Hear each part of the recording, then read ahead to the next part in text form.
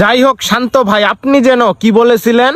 কন্টেন্টের ভিতরে কোনোদিন মেয়ে ঢুকাবো না। আরে বকলম, এটা কইছে অনেক আগের কথা, কিন্তু ফেসবুকে তুই কোনো মায়ালয়ে ভিডিও দেয় তারবি বকলমের বাচ্চা।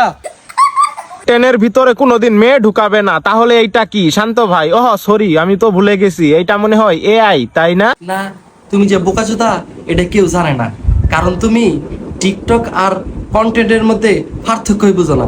कारण नरेंद्र मोदी है। আর এটা তো শান্ত ভাই লাইকে থাকাকালীন করছে। ফেসবুক যখন শুরু করছে, ফেসবুকে কি এমন সব কোনো ভিডিও দিছে? ছাগলের ছাগল।